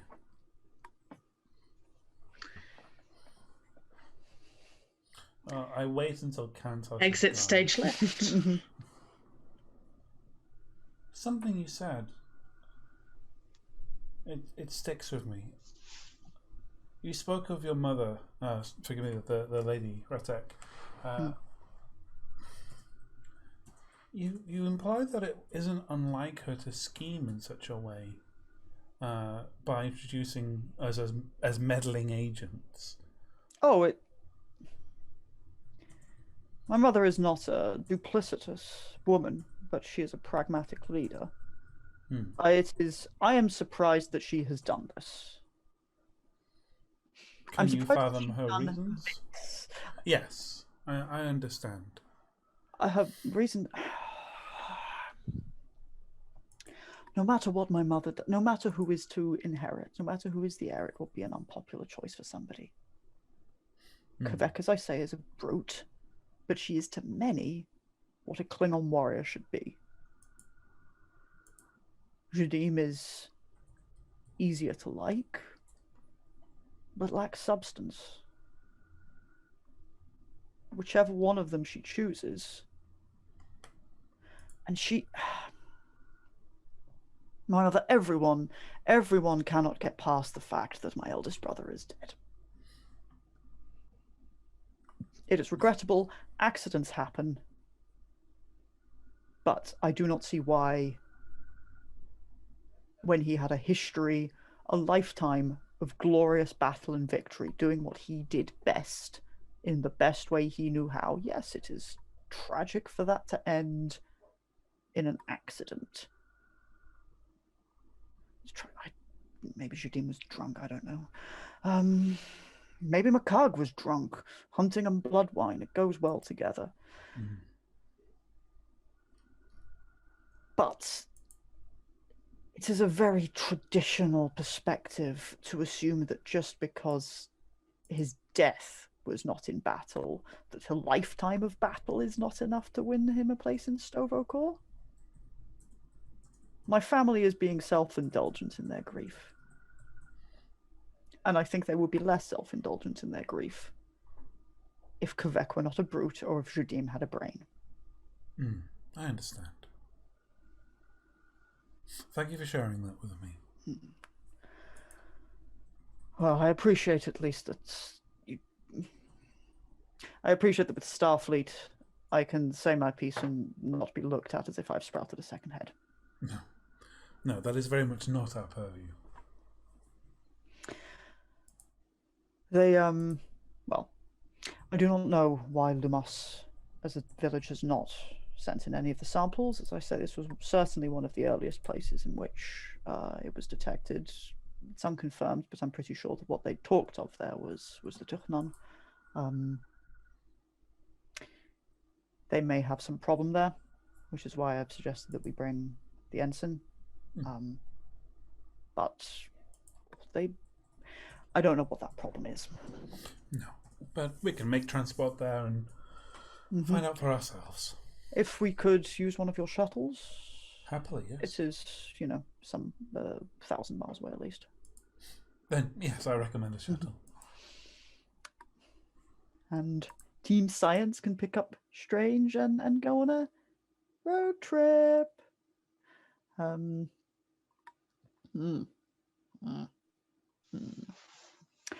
will nip back to Talandra, I think. So yes, you're going looking for Judim? I think she will be asking after Judim. And like if he's actively like not avoiding them, but if he's like actively like dragging his feet and sticking out the way, then she'll seek him out. But if not, she will go to a public place like the hall or wherever it is that people sit to eat. And she'll have a spot of lunch or breakfast, whatever it is we're on now. Because she assumes he'll come talk to her. Yeah, it's a pretty safe. That is exactly an accurate plan. It is a good plan. It will definitely work. She can set us up down, get some lunch. Most annoying thing for Talandra in this entire blight is that clearly the Dradso crop is like a meaty rice dish is probably the tastiest thing for her palate here, and that's what's at a premium. But she can still get served some. She's having a small lunch. She's making it work. She's pulling together disparate elements that people are like, that Vulcan's weird. She has this with that, really? And she's just like, yep. Well, she's eating, it seems from observation, is basically the peasant fare. God, I love her so much. So she's sitting there eating peasant food with her pot of psychotropic tea. But yes. Like to get high and eat parsnips. Yeah, it is. And yes, Judim will more or less swagger his way over to where she is. Sit. Commander. Arbiter. Apologies, Arbiter. How are you finding your role as the dictator of, not dictator, the arbiter of our future? There are a lot of disparate pieces to take into account. It is not unlike running a starship.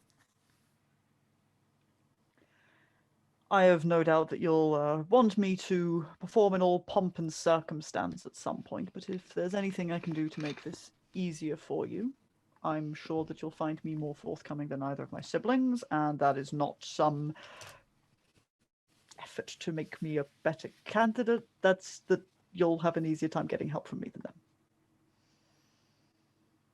On the contrary, I am concerned that this has been very hard on you.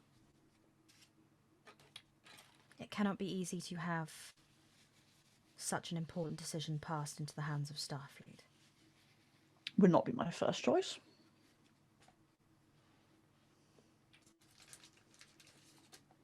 But you trust your mother's decision? She is... Yes, I don't...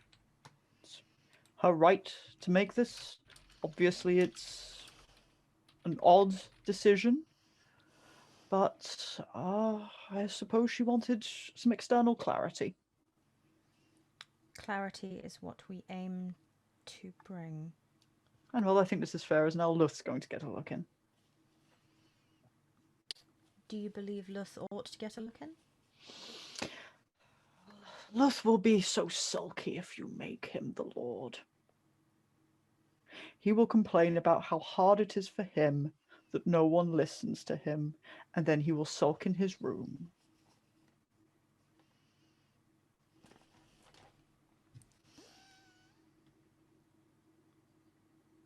And your sister? Oh, she'll probably find a child to impale as her first act of authority. I'm being hyperbolic, but I told you the stories of my sister. And they're not just stories. Yes, I heard them. You served with your brother during the war. I did. What sort of a commander was he? Well, everyone always wants to hear about Makag. What do you want me to say? That he won glorious victories, defeated our enemies with perfect honor? It was war. We fought, we killed. I was there most of the time at his weapons station. I will not pretend that I did anything more than assist my brother. Are you often overlooked in his tales? Yes, but when you're telling a story of a ship winning a battle against another ship, you tell of how the bird of prey swept through space and navigated so ably, and how the commander was cunning and brave. And even if I did make some pretty good calculations at the tactical station, that doesn't make a great bit of the story. His glory is all of your glory. My brother was generous with his glory. He always ensured that the crew and I were included. But, you know, it's as someone tells a story of how wonderful Makag was, and then my brother would hold up his hands and say, I could not have done it without my younger brother, and clap me on the shoulder. And it is all true. It's not a thrilling part of the tale for me, but... And then someone else will tell you that he farted fire once and it won an entire battle or something. His death cannot have been easy on any of you.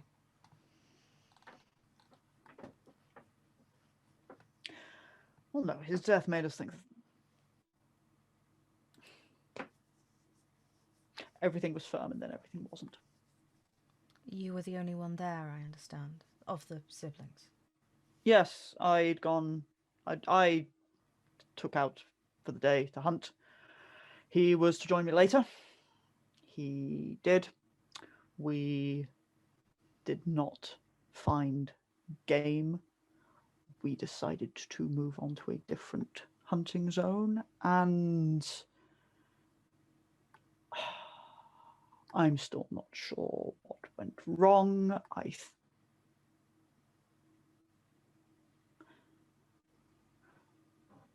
I maintained the ground, slid on the slope. We were on an incline. Vehicle flipped. He took a serious, grievous wound to the head and was dead by the time I'd got my wits about me. It is an ignominious end for a great warrior, and it is not...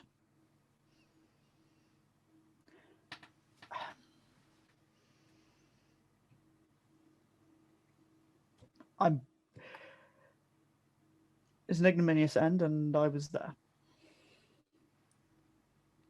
Were you harmed in the incident? Just scuffs.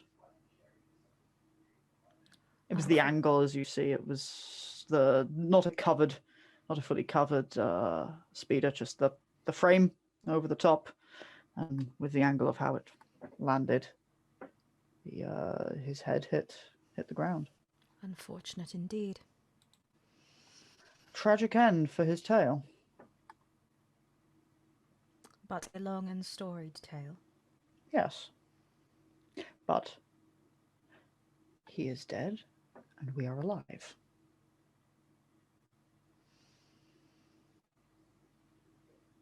How do you think it has affected the others? Well, Luth will use it to fuel his persecution complex. That now that Makarg's dead, no one is ever going to compare to him, and whilst that's true, that means that Luth can feel even more insignificant about it, about not being a warrior, and Kvek can continue to feel insignificant because she is not as great a warrior or as respected a warrior as Makarg. And Mother's lost the perfect son. What would you do if you succeeded your mother? Be a better friend to the Federation than Kvek would be. And what about the Klingons? I'm a good friend to many people, including my neighbours. And you are amongst my neighbours. My loyalty is first. If I were the head, obviously my loyalty would be to my family and our world, but also to House Heck. But House Heck have always considered that the House of Rahtekk has long leeway in worrying about economic matters, trade matters, and local border defence. And I'm sure that once we get the situation with the crops under control, agreeable trade for exports into Federation border territories could be arranged. These are the sorts of thoughts that my sister will not have because she thinks that being nice to someone is a sign of weakness. If you were to become the head of this house, your sister may well challenge you. She may. But she would need grounds. If an arbiter of succession has made this decision, then she would need a justification to do so. Not just, I think I'd be better, so I'll stab him. That would be a naked power play. It is not just that we simply have to... There has to be some grounds for such a challenge, you see. There has to be, usually it requires an indication that there is some weakness or failure on the part of the accused that needs to be met.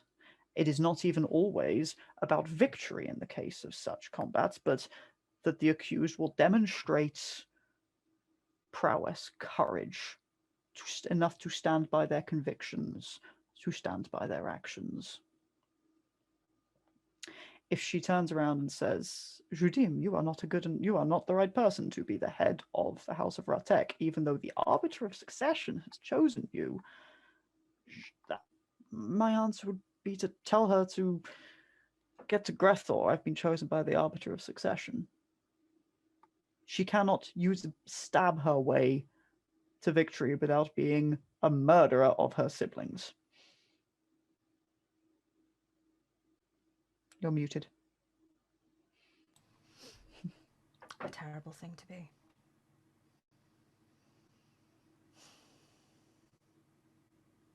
Would be, I'd imagine.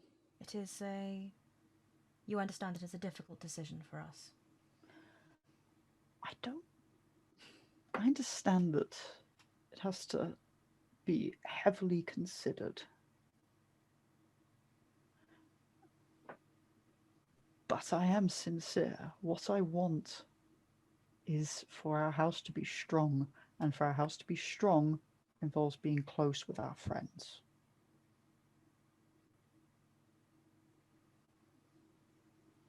And you cannot pretend to me that you are not considering Starfleet and the Federation's benefits here.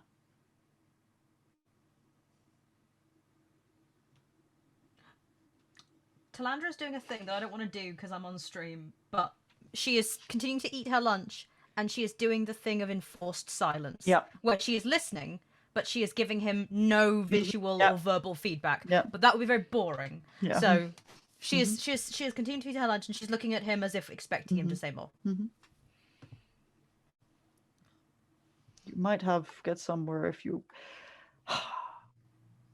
could appoint Kvek and leave, and it will not affect you in any way, shape, or form. The ramifications will be for us to bear, and she will want to have nothing to do with the Federation. Or you can do something beneficial for everyone and give me the chance to demonstrate that I can be a good friend to the Federation.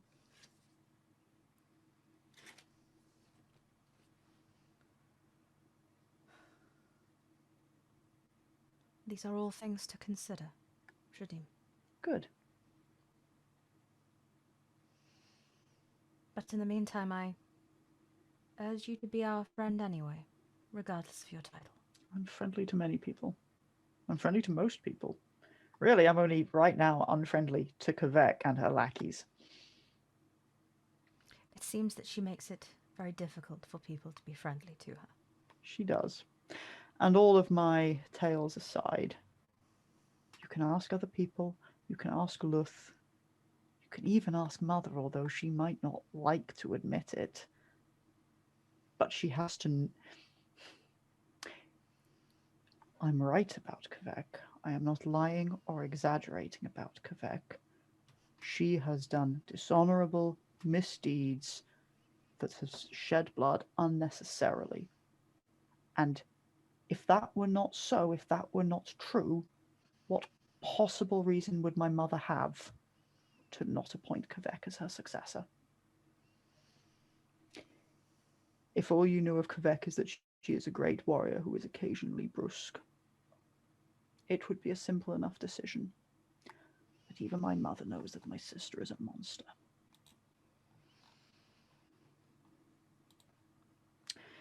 And if she didn't, Kvek would be the heir right now. If there's anything else I can do for you, Albert, please say, but otherwise I'll let you enjoy your lunch. Thank you, Shadim. I will be around. Of course. As will I. He gets up and toddles off.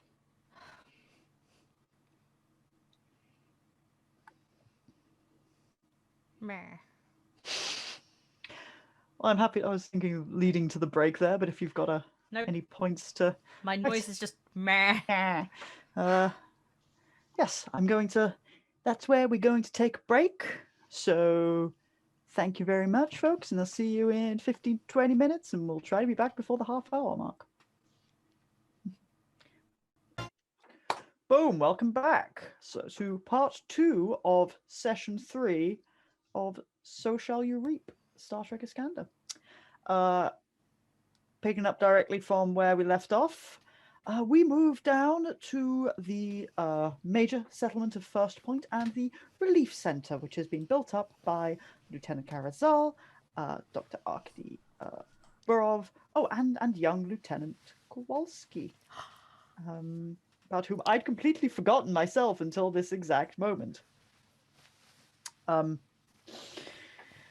Like, yeah, you've been carrying on your work, making it's nothing all that heavy. As stated, the people of Hatoria are not that beleaguered yet, but they're apprehensive that they're going to be badly affected by this. But for Lieutenant Zal, as you're making sure that the little enclosure where you're setting up as a relief station, because walls are handy to just make sure that you can funnel people to entrance points. Sure. As you're managing that, there's a bit of a hubbub starting to shift through. My hair needs adjusting. To shift through some of the crowds of approaching, well, the dribs and drabs really of approaching locals, which you don't pick up on exactly what it is until passing by.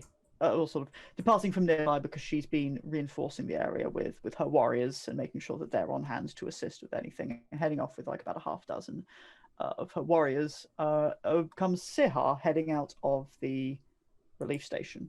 She will pause and turn to you and go, "Oh, Lieutenant, there's just a bit of disturbance in one of the warehouses on the north end. I was going to go and resolve the matter." Do you need some assistance? I don't yet know if that's going to be necessary. I wouldn't want to take your warriors, your staff away from your work here. How about I come down with you? Very well. She leads you down through the streets of First Point, heading along through the fairly rustically built older parts and towards the more industrial area on the north. And as you move through the streets, Zal will be aware of that shift of tension in the air as some people are rushing towards a commotion and some people are rushing away from a commotion. And you can see a thronging mass down one of the streets as you reach the more industrial area with the bigger warehouse storage pods. And for the moment you reach the back of the crowd, it is looking like it's onlookers, rubberneckers, but there is the sound ahead of shouting, the sound ahead of fighting. No indication of like weapons fire, but the odd hint of possibly metal going. And Sihar sort of straightens, demands what is the meaning of this? And will plow forward into the crowd as people get out of the way of her as her warriors fall and step behind.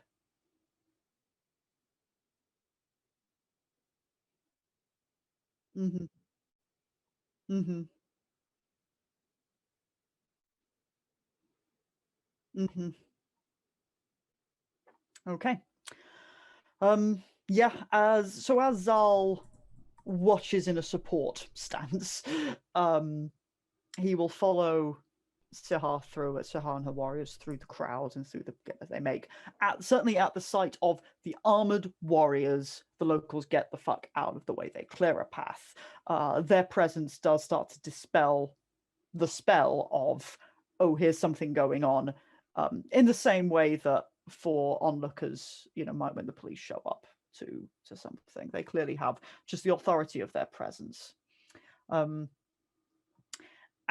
when you get to the central commotion, there's about a dozen Klingons, all of them are looking, again, much like the locals, looking like farmers. They are all wielding either like improvised stuff of, when I say farming equipment, we're talking like pretty heavy metal kind of gigs, or like a combat. At most, they have a deck tag on Mike, them. according to people, you're muted. I was for my last interjection. Yes. Okay. Well, thankfully, I accidentally summarized what you said. So, like they have no more than a deck tag on them. None of them have any of the mechleth swords or the full-on batleth swords, because peasants don't get those.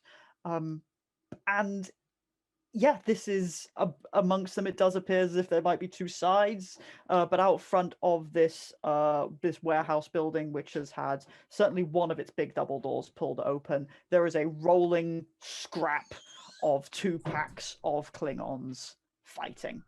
Okay. If it is rolling scrap and they don't look like they're going to peel away from each other come orders to not, then this might stop being watch from the sidelines a bit more. Okay, I'm going to need to get muck in and just get between people that are trying to go for each other. Yeah, like Sihar does shout immediately, like for them to stop.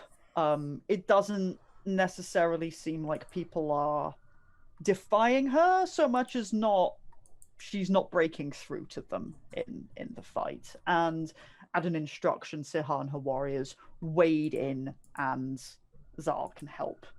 Yeah. I'm not going to make anyone roll in this situation because it's angry peasants with weapons versus bigger, stronger warriors. Like the numbers is a bit of a thing, but also once like Zal might like get a fist swung at him, But it's pretty brief because, if nothing else, some of the initial pushback appears to be instinctive.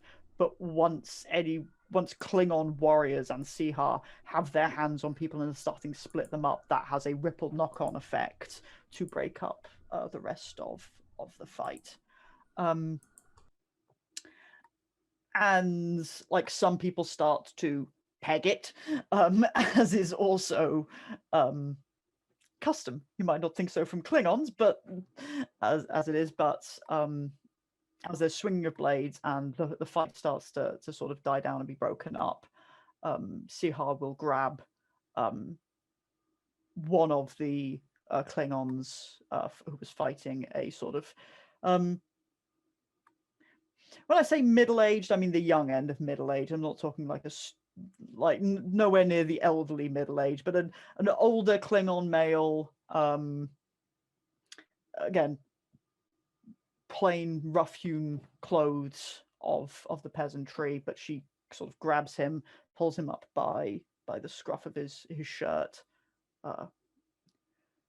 Klingon, what is the meaning of this? And as the fight sort of subdues to a halt and she grabs this apparent ringleader, the other peasants back off. The warriors around her move to kind of form a bit of a barrier and push the crowd back. And the crowd subsides to watch and focus on her as she grabs this apparent ringleader and sort of shoves him down to the floor. Klingon grabs himself, catches his breath. He was one of the few who had a knife, but he puts it down at this. And the account that he starts to give is an accusation. It is clearly not his warehouse. Sihar clearly has some familiarity with the people here. He and his family are accusing those he was fighting, whose warehouse it was, of hoarding resources. And Klingon and his were running low on fuel for their farming equipment, asked for it to be shared, and were denied, and the fight broke out. And Sihar listens.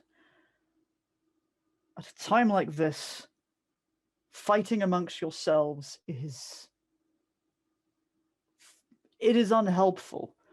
We are far from desperate yet. We have the assistance of Starfleet. If you need more food, you can go to them. If you need fuel for your farming equipment, you should speak with myself or with Lord Luth or with Lady Rahtekk. There is support that can be given for you. You do not have to descend into unnecessary brawling. There was a rumble, mumble, mumble. This, however, she then turns to Klingon. You should know better than this, and people should listen to you better than this. He bows his head. And then she kicks him, like full on face, knocking him over onto his back. There's not much of a expression shift from her. She's still got the same sternness rather than any indication of rage or outburst. As he moves back, she looks up at the crowd. We are correcting the situation. We are helping you. We are being responsible for you, but you have to listen to us and our authority, to the House of Rahtekk and the measures that are coming. You cannot descend into your barbarity. Klingon, do I have your oath that this fighting will stop?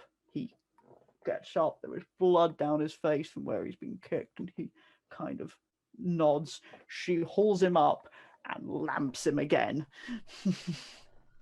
And then again, the attitude of the crowd is not what Azal might have expected. It is there is no real shock at this. It is a subduing effect almost on the crowd. Like Still, it's a somber, yeah, Sure. a somberness to the crowd at this. You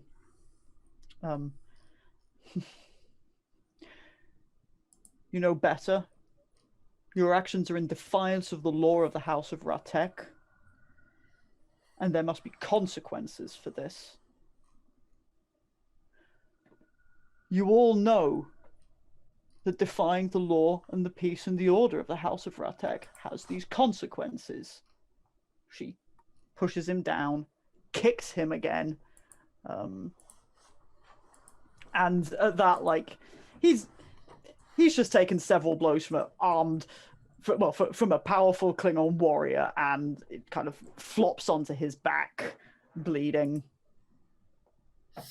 She straightens. Do I have any questions or defiance or disagreement against the rule of law and order of the House of Rahtekk? There's a low mumble. Then get back to your business and your days. House of Rahtekk will look over you. We have the assistance of Starfleet. I do not wish to have to enforce discipline again. And the crowd starts to disperse. I'm not gonna, like... I am going to help him up, or at least offer him the hand up. I don't know whether or not he'll take it. As Zal advances with that kind of body language, Sihar will say somewhat quietly, wait until the crowd is gone. Very well.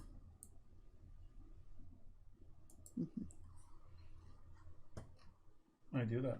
She stands over him, and waits. And then, like, once most of the hubbub is gone and there's only stragglers, she does not say anything if Zal extends his hand again. And then at that point, I'll help him up. What, breaking up a lot, Mike, all of a sudden? Yeah, I'm noticing I seem to be lagging as well. I don't know. The good news is it won't be breaking up for the stream, but it's breaking up for you guys. Oh, okay. Okay, cool. Guess we'll just power through. He gets up. By the look of him, like, you think that he's probably got something broken, maybe a collarbone, maybe a rib. From the way his arms kind of hanging. Like he's holding his arm like up against himself, so it's difficult to tell exactly where the injury is. But he's not like he's had a bit of a brutalizing, but he accepts the assistance to stand, head kind of downcast, eyes not meeting Sihar. How about are you hurt? Do you want medical attention? Kinect, I will endure. Sihar, if he is seen walking about as if nothing happens, then he's taken a beating for no reason. I understand that, but I also felt it necessary to offer.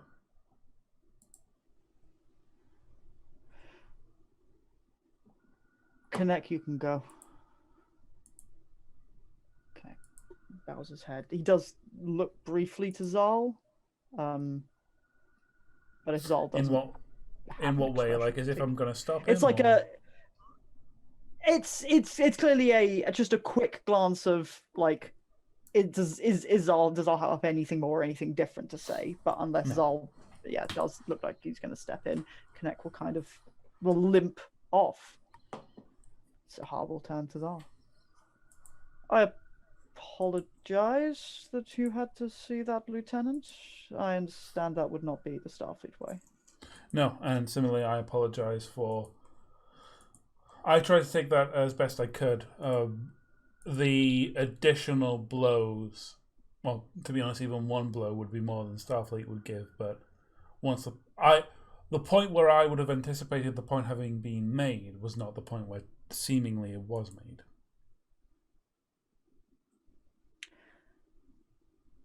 If he and his family had stopped their fighting before I had, when I instructed them to, it might have just been one blow. People have to see that order is enforced and that defiance has consequences. I take no pleasure in this, but they are the simple peasantry. I understand. Hmm. Is it always this way with the peasants? They usually have a much better record, but obviously people are scared. People are tense, and if they're starting to fight amongst themselves, they're not listening to me or the word of the House of Rahtekk. They can go to your Starfleet measures. They can, as I said, come to me, come to Luth, make a plea at the hall. This will remind them that we are here.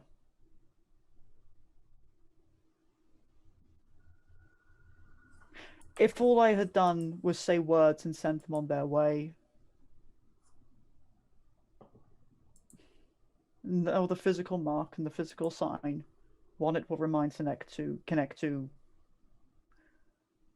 keep his family and his fellows in check, and others will see that there are consequences to sowing discord like this. And they will remember that we were here, or will see that we were here, we responded, we stopped this from getting out of hand, and that there were alternatives that they could have taken. Yes.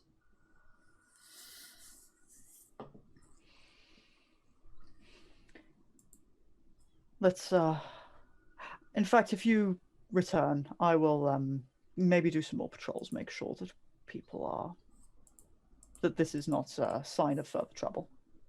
Very well. Do let me know if you need any further assistance. I shall. Yeah. She will head on off to do a little bit of a patrolly-wolly, and Zal can return to the shelter. I do troubled and Dorian frown and walk away. My internet connection is seemingly increasingly choppy. Apparently, stream is cutting out a lot. And Would you like us to go on a? Would you like us to go on a Yes. break and you can reset? yeah, that'll help. See if that works. Mm-hmm. Well, won't Let's do that that. split the stream into two? Oh It will, well, but you can combine yeah. it back together for YouTube. all right. We'll be back go shortly, break. folks.